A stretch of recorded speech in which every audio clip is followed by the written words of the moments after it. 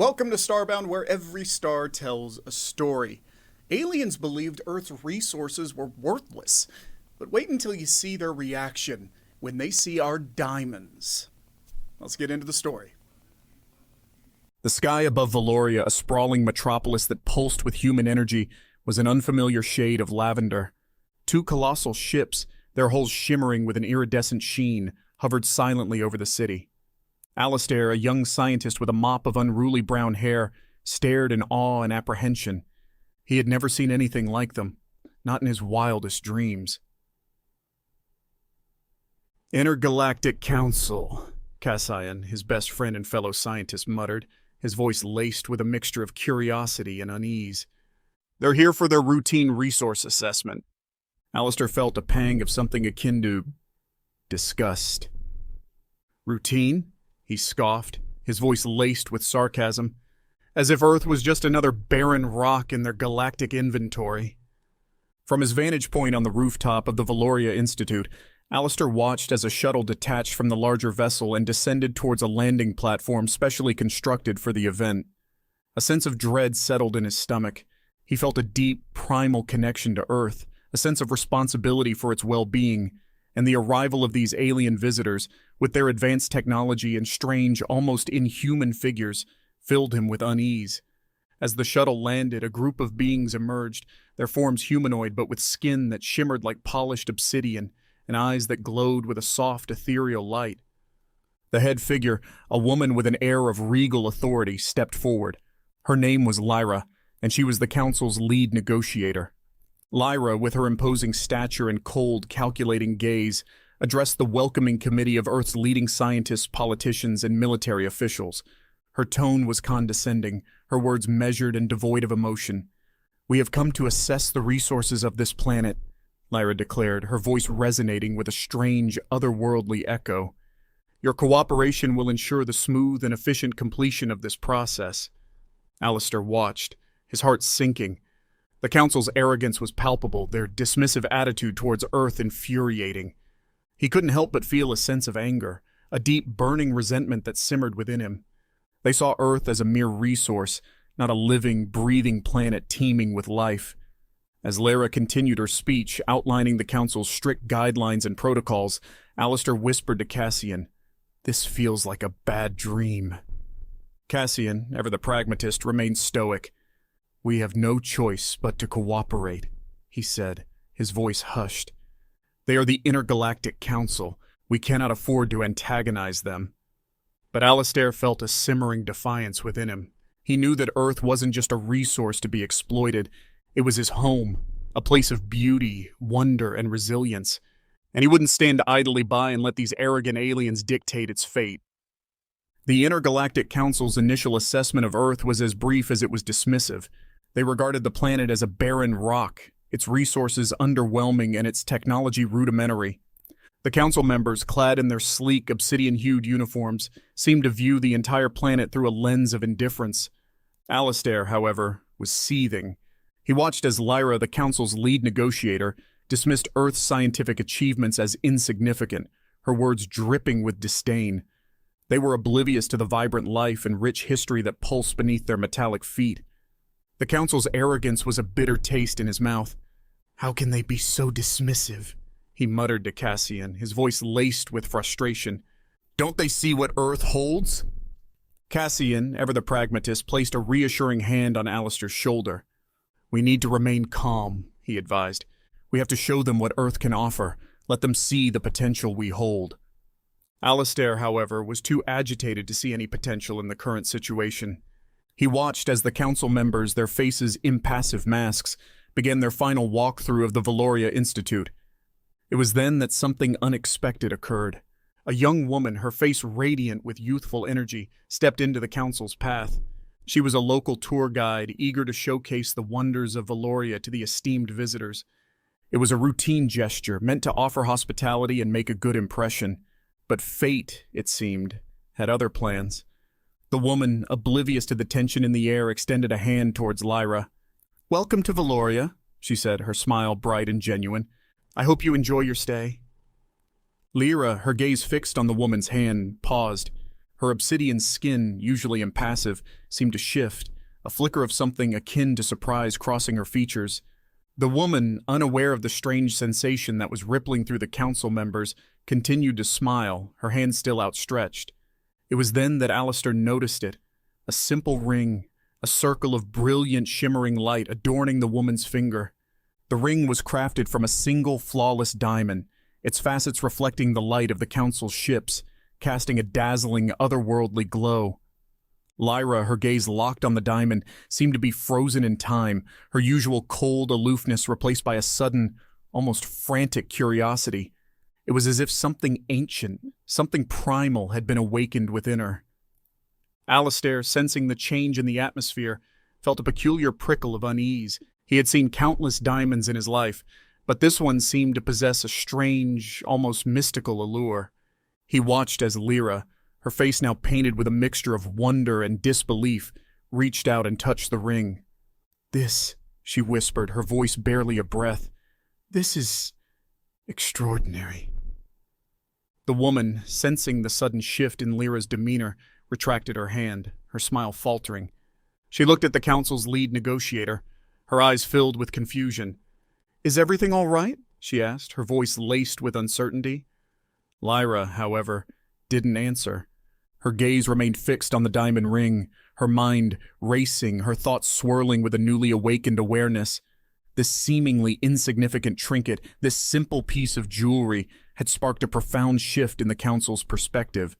The council members, their faces now etched with a mixture of disbelief and awe, began examining the diamond with a fervor that was shocking, even unnerving. Alistair, watching in stunned silence, felt a sense of foreboding creep into his heart.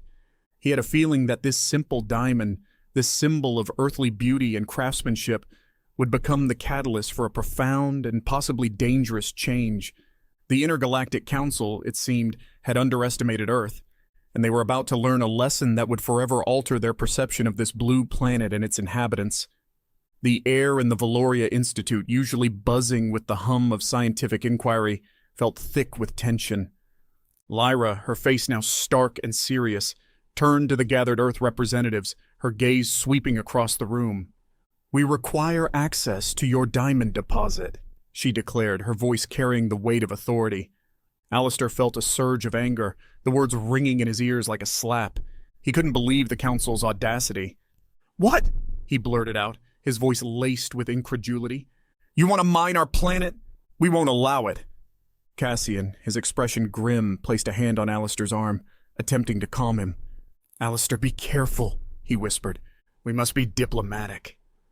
Lyra, unfazed by Alistair's outburst, continued her declaration. "This deposit holds a vast wealth of diamonds, a resource of immense value to the galactic community. Your cooperation is essential." Alistair, however, refused to back down. "Our planet is not a resource to be exploited," he argued, his voice rising. "We are a civilization, a society with its own right to self-determination." Lyra's expression hardened. "We understand your concerns," she said, her tone clipped and condescending. "But your planet's diamonds are a necessary resource for the advancement of the galactic community. It is in your best interest to cooperate." A wave of murmurs rippled through the room. The gathered Earth representatives, initially shocked by the Council's demand, now buzzed with apprehension and anger. They knew that the Intergalactic Council was renowned for its power and authority, their word law throughout the galaxy. But Alistair, fueled by a burning sense of injustice, refused to back down. "We are not bargaining chips," he declared, his voice shaking with suppressed rage. "We will not be exploited." Lyra, her patience wearing thin, leaned forward, her gaze piercing. "Your defiance is futile," she said, her voice laced with an icy edge. "We have resources far beyond your comprehension. Resist, and you will face consequences." Cassian, realizing the situation was spiraling out of control, stepped forward. "Perhaps there is a way to reach a compromise," he suggested, his voice calm and measured. "We are open to discussions, to exploring options that can benefit both our planet and the galactic community." Lyra, however, seemed uninterested in any form of compromise. Her gaze was fixed on Alistair, her expression unyielding. "Our needs are clear," she stated, her voice cold and authoritative. We require access to your diamond deposit. Alistair, refusing to back down, raised his chin, his eyes locking with Lyra's. This is our home, he declared, his voice firm and unwavering, and we will defend it. The tension in the room was palpable. The Intergalactic Council, for all their technological prowess and galactic authority, had underestimated the tenacity of human spirit. They had awakened a fierce, unyielding resistance within the people of Earth, a force that would not be easily subdued. As Lyra's words hung heavy in the air, Alistair felt a strange sense of resolve settle within him. He knew that the Council would not back down easily. They were relentless in their pursuit of resources, their greed a driving force in their actions. But he also knew that Earth wouldn't be easily subdued. This was their home, a planet teeming with life, and they would defend it with all their ingenuity, all their strength, all their resourcefulness. The battle for Earth's diamonds had just begun. The Council's ultimatum hung in the air, a silent threat that permeated every corner of the Valoria Institute. Alistair, his anger simmering beneath a veneer of calm, watched as Lyra and her entourage departed, their obsidian ships leaving a trail of lavender smoke that quickly dissipated into the azure sky. The Council's words echoed in his mind, "Resist, and you will face consequences." Alistair turned to Cassian, his expression a mixture of determination and apprehension. "They won't just take what they want," he said, his voice laced with a quiet intensity. "We have to make them understand that Earth won't be bullied." Cassian, his brow furrowed with concern, nodded. "But how? We're outmatched. They have technology we can only dream of." Alistair, his eyes fixed on the distant horizon where the lavender smoke of the Council's ships had vanished, felt a surge of defiance. The Council had underestimated Earth, their arrogant assumption that a little blue planet could pose a threat to their galactic authority. He wouldn't let them get away with it. "We fight with our minds," Alistair said, his voice firm. "We fight with our ingenuity, our knowledge of this planet, our ability to adapt and survive. They may have advanced technology, but we have something they don't. We have a home to defend." As Alistair and Cassian strategized, news of the Council's demands spread like wildfire across Earth. Valoria, the bustling metropolis that had been the site of the Council's arrival, was now abuzz with a mix of fear and defiance. People gathered in the public squares, their faces etched with concern, their voices rising in a chorus of protest. They had watched the Council's ships, symbols of power and authority, descend upon their planet, their hearts filled with a sense of unease. But now, as the Council's true intentions became clear, a new spirit of unity emerged. The Council's demands, however, were not mere words. They were accompanied by a tangible and terrifying reality: the arrival of the Galactic Peacekeepers, a specialized unit tasked with enforcing the Council's directives. These were not mere diplomats or negotiators. They were soldiers, their weapons gleaming with a deadly efficiency, their faces reflecting a cold, ruthless determination. Rowan, the Peacekeeper leader, a charismatic figure with eyes that glittered like polished obsidian, delivered a message that sent chills down the spines of those who heard it. "The Council has declared this planet a resource," he announced, his voice booming across the city. "All resistance will be met with swift and decisive action." Alistair, watching the Peacekeeper ships descend, felt a cold knot of fear tighten in his stomach. These were not the Council's diplomats. These were soldiers trained to take what they wanted, to crush any opposition with brutal efficiency. "We need a plan," Cassian said, his voice laced with a mixture of worry and determination. "They're not going to be swayed by logic or reason. They're here to take what they want, by force if necessary." Alistair, his mind racing, knew that Earth's only hope lay in exploiting its unique advantages. They had no chance of matching the Peacekeepers' firepower. Their only hope was to outsmart them, to use their knowledge of Earth's environment and their ingenuity to create a defense that the Peacekeepers could not anticipate. As the Peacekeeper ships landed, Alistair knew that the fight for Earth had just become real. It was no longer a diplomatic standoff. It was a war for survival, and he, along with his fellow humans, would be on the front lines. Era, a member of the Intergalactic Council, stood on the balcony of her quarters aboard the Council's flagship, her gaze fixed on the sprawling human city of Valoria. The city, a vibrant kaleidoscope of lights and activity, was a stark contrast to the sleek metallic sheen of the Council's vessels. It was a reminder of the stark difference between their two civilizations, a difference that had grown more pronounced with each passing hour. The Council's arrival on Earth, initially deemed a routine resource assessment, had transformed into a dispute of epic proportions. A simple diamond ring had sparked a revelation. A vast diamond deposit lay hidden beneath Earth's surface, and the Council, driven by an insatiable desire for the precious resource, had declared its intentions to acquire it. Era, however, was not in agreement with her colleagues. She had witnessed the human spirit firsthand, their determination to defend their home, their unwavering belief in their own worth, and she was troubled by the Council's relentless pursuit of the diamond deposit. "They are not just resources," she whispered, her voice barely a murmur. "They are a people, a civilization." The Council, in their thirst for power and wealth, had failed to recognize the value of humanity, mistaking their relative technological simplicity for weakness. But Era, a woman of discernment and empathy, had seen past the superficial differences. She saw the resilience in their eyes, the ingenuity in their actions, the strength in their spirit. She knew, however, that her dissent was meaningless. The Council's decision was final, its pronouncements unyielding.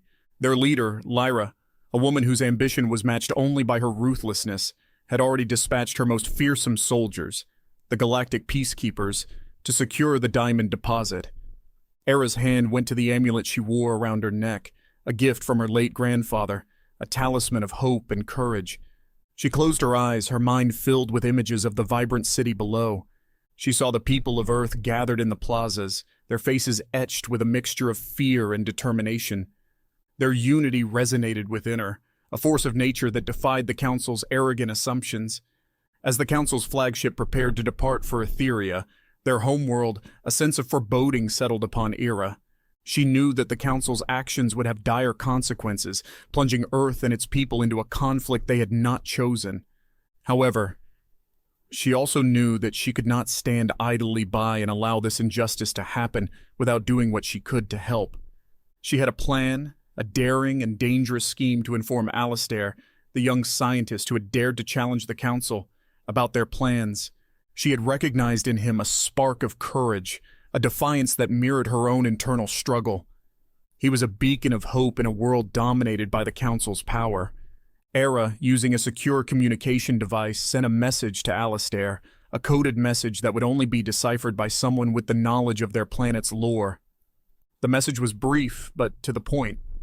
"The Council has sent the peacekeepers to secure the diamond deposit. They will arrive soon. Be prepared." She knew the risk she was taking was enormous. The Council's rules were stringent, their punishments severe. Betrayal of the Council was a crime that could not be ignored. But Era, her heart filled with a sense of responsibility and a flicker of hope, felt compelled to act. The message, like a whisper on the wind, traveled across the gulf of space, carrying a message of hope and warning. It was a message of defiance, a message that could potentially change the fate of a planet and its people. Era, her heart pounding in her chest, stood on the balcony, watching as the Council's flagship lifted off, leaving behind a trail of lavender smoke that quickly dissipated into the azure sky. Her decision had been made. She had chosen humanity over her Council. The path ahead was uncertain, perilous even, but she had faith in the resilience of the human spirit, in their ability to overcome even the most daunting challenges. The whisper in the wind, a lone voice against the power of the Council, had been sent, and it carried with it a message of hope, a message that could potentially change the fate of a planet and its people. Era, her heart filled with a sense of both trepidation and hope, knew that she had done what she could. Now it was up to humanity to rise to the challenge and defend their home. Alistair stared at the message, his heart pounding against his ribs like a trapped bird. It was coded, a tapestry of symbols and patterns that whispered of ancient Earth lore, a language only those who understood the planet's secrets could decipher. A single line, stark and chilling, stood out. "The Council has sent the peacekeepers. They will arrive soon. Be prepared." His breath hitched. The Council's veiled threat was now a tangible reality. The peacekeepers, a force that moved like a storm, their ships leaving trails of destruction in their wake, were on their way. He looked up, his gaze falling upon the familiar silhouette of Solstice Grove, the ancient forest that sprawled on the outskirts of Valoria. It was a place of peace and tranquility, a sanctuary where the city's clamor faded into the gentle rustle of leaves and the soft murmur of the wind. He knew that the grove was more than just a forest. It was a testament to Earth's resilience, its ability to nurture life and beauty in the face of adversity. It was a symbol of hope, a whisper of defiance against the relentless march of progress. The time for defiance had come. He met Cassian's gaze, finding in his friend's eyes a reflection of his own determination. "We have to use Solstice Grove," Alistair said, his voice firm. "It's our only chance." Cassian, ever the pragmatist, raised an eyebrow. "Solstice Grove? But how can a forest possibly help us against the peacekeepers?" "It's not just a forest," Alistair explained, his voice laced with a quiet intensity. "It's a shield woven from the very fabric of Earth itself. We have to use its natural defenses, harness its energy, its resilience." Alistair, driven by a desperate hope, began to explain his plan. He envisioned Solstice Grove, with its intricate network of roots, its dense canopy of leaves, its ancient interconnected energy, as a natural shield against the Peacekeepers' technology. They would use the grove's unique properties, its ability to absorb and redirect energy, to create a defense that would render the Peacekeepers' firepower useless. Cassian, initially skeptical, listened as Alistair outlined his plan. His skepticism slowly gave way to a grudging admiration for his friend's audacity and resourcefulness. "It's a long shot," he acknowledged, his voice laced with a hint of apprehension. "But maybe, just maybe, it's worth trying." The two friends, driven by a shared sense of urgency, rallied a team of Earth's best scientists, engineers, and technicians, men and women who understood the planet's secrets, who possessed a profound respect for its power. They worked tirelessly, day and night, their hands moving with a feverish intensity, their minds focused on a single goal: to create a shield that would protect Earth from the impending threat. Deep within Solstice Grove, beneath the canopy of ancient trees, they worked. They harnessed the grove's energy, its flow of natural currents, its unique ability to absorb and redirect energy. They used Earth's own technology, blending it with the ancient knowledge of their planet, creating a symphony of science and nature. The grove itself seemed to respond to their efforts. The trees, their branches reaching towards the sky, their leaves rustling in the wind, seemed to hum with an unseen energy.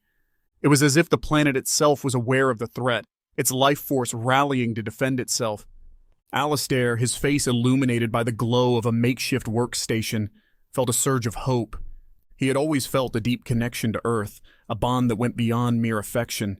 He saw the planet as a living entity, a being with its own intelligence and will. Now, he was witnessing the planet's response to the threat, its resilience, its determination to protect its own.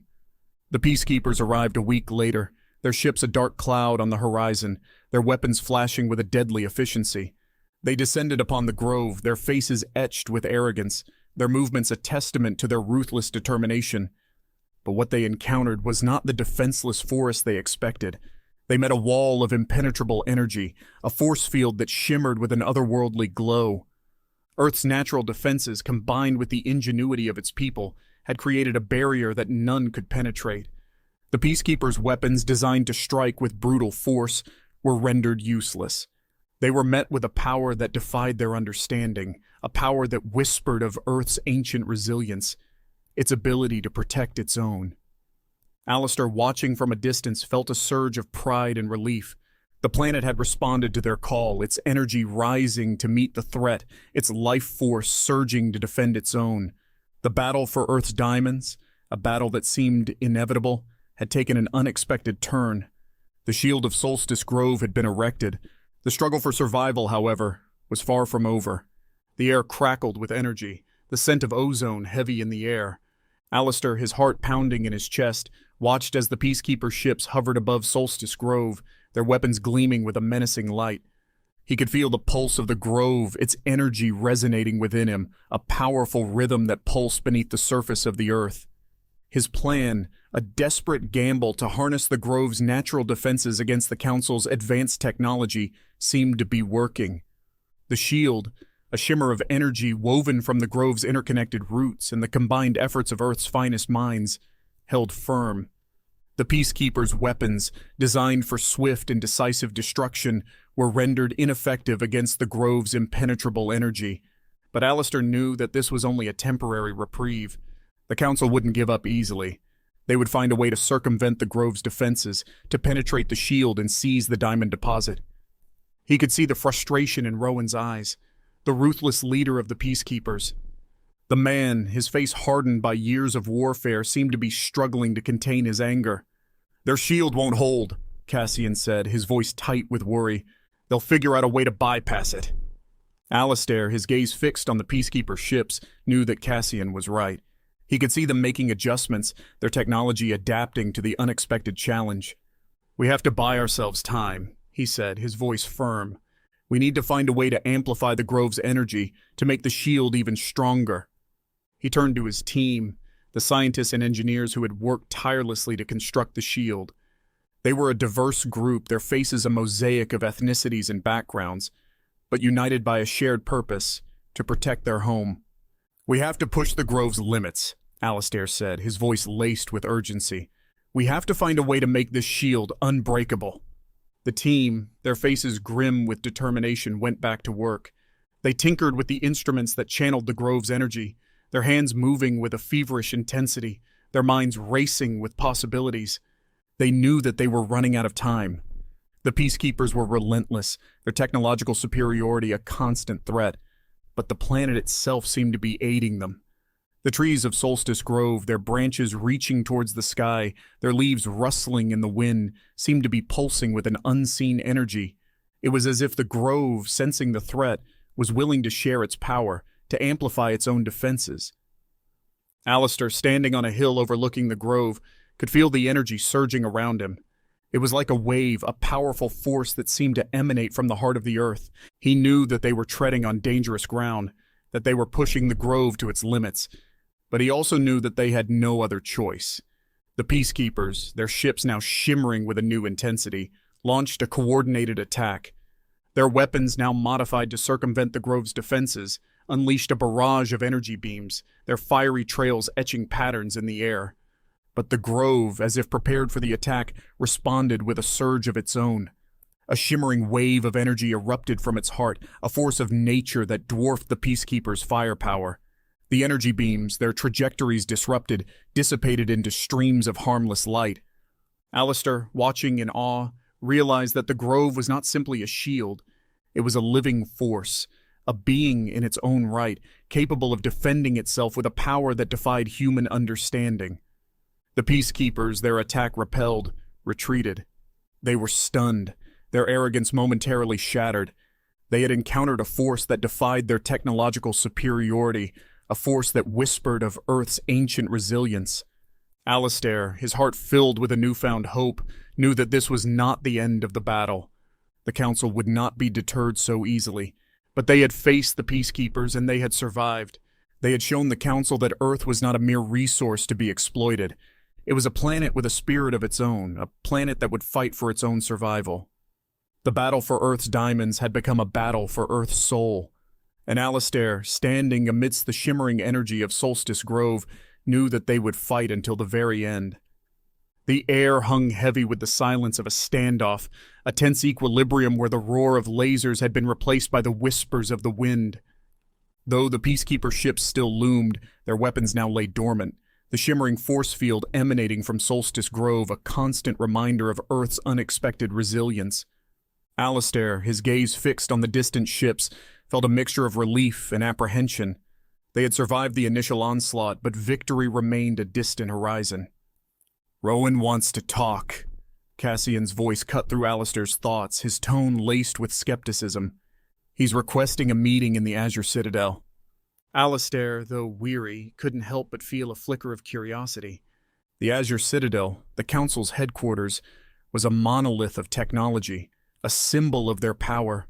The offer felt like a calculated move, an attempt to lull them into a false sense of security. "What does he want?" Alistair asked, his voice wary. "What kind of talks are we supposed to have?" Cassian shrugged, his brow furrowed with uncertainty. "I don't know, but I think it's a chance to negotiate. Maybe we can find a solution that works for both sides." The thought of facing the Council again, of entering the heart of their power, sent a shiver down Alistair's spine. He knew that the negotiations wouldn't be easy. The Council, driven by their insatiable thirst for resources, were unlikely to back down willingly, but he also knew that they had proven Earth's capacity for resistance, the planet's will to defend its own.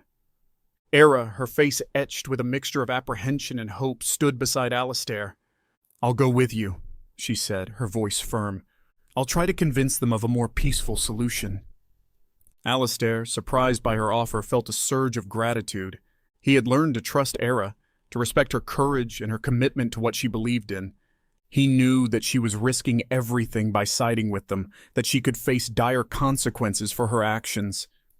The journey to Etheria, the Council's homeworld, was a blur of anxieties. Alistair, seated beside Era in the shuttle, watched the planet shrink beneath them, a pale blue orb fading into the vast expanse of space. He couldn't help but feel a pang of longing for his home, for the familiar rhythm of life on Earth. The Azure Citadel loomed over them, a colossal structure of polished metal and shimmering glass, its intricate patterns a testament to the Council's advanced technology. Alistair felt a tremor of fear, a sense of being dwarfed by the Council's immense power. Rowan, his face a mask of cold calculation, awaited them within the Citadel's grand hall. The room, bathed in a soft, ethereal light, felt oppressively formal, each detail meticulously crafted to reflect the Council's power. "We've had our differences," Rowan said, his voice low and measured, "but the Council recognizes Earth's resourcefulness." He paused, his gaze fixed on Alistair. "We have a proposal, one that will benefit both our civilizations." Alistair, his mind racing, waited for Rowan's proposition.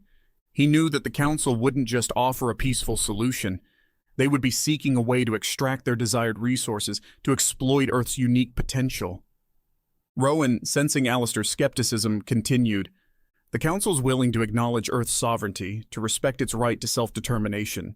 In return, we request access to a small percentage of the diamond deposit, a share that will allow us to utilize this valuable resource for the betterment of the galactic community." Alistair, his gut instinct screaming at him to reject the offer, felt a strange sense of unease. The proposal was seemingly reasonable, a compromise that offered both parties some semblance of peace, but he couldn't shake the feeling that there was a hidden agenda, a trap lurking beneath the surface of the Council's words. He turned to Era, seeking her counsel. Her expression, usually a mix of strength and compassion, was now laced with a flicker of anxiety. "They're not giving up," she whispered, her voice barely audible. "They are simply seeking to control the situation." Alistair, his gaze fixed on Rowan's seemingly impassive face, knew that Era was right. The Council was not about to relinquish their desire for resources. They were simply seeking a way to achieve their goals while maintaining a facade of peaceful coexistence. He knew that he had to find a way to counter their proposal, to safeguard Earth's interests while resisting the Council's attempt to exploit their resources. He had to use his ingenuity, his knowledge of Earth's history and its unique qualities, to convince the Council that their proposal was a mistake, that Earth was not a resource to be exploited, but a civilization worthy of respect. "Thank you for the proposal," Alistair said, his voice firm, his tone measured. "But Earth is not a mere source of resources. We are a civilization, a society with its own history, its own values, its own future. We will not allow our planet to be exploited, nor our people to be treated as bargaining chips." Era, sensing a shift in the atmosphere, stepped forward, her eyes meeting Rowan's. "The Council operates under the banner of peace and progress," she said, her voice carrying the weight of sincerity. "But the pursuit of resources at the expense of another civilization is neither peaceful nor progressive. Earth, like any other civilization, deserves to be respected, not exploited." Alistair, watching as Rowan's expression shifted, saw a flicker of something akin to surprise. He saw the Council's leader, Lyra, enter the hall, her presence filling the room with an oppressive sense of authority. "We have come to a decision," Lyra stated, her voice echoing through the hall, each word carrying the weight of centuries of power. "We recognize Earth's value, not just in terms of its resources, but in terms of its people, its ingenuity, its potential. We will work with you, not against you, to ensure the well-being of both our civilizations." Alistair, relieved and wary, knew that this was not an end, but a beginning. The Council, despite their initial arrogance, had finally recognized Earth's value, not just as a source of precious resources, but as a civilization worthy of respect. As the Council's shuttle lifted off, carrying Rowan back to the Peacekeeper fleet, Alistair felt a wave of emotion wash over him. Relief, exhaustion, pride. Earth, despite the odds, had asserted its place within the galactic community, a planet of beauty, resilience, and undeniable worth. He knew that the challenges ahead would be many, but he felt a sense of hope, a belief that humanity could forge a path of prosperity and peace within the vast and complex universe. The stars, once a distant and unknowable expanse, now held the promise of a future where Earth, no longer a mere resource, but a partner in the grand tapestry of the cosmos.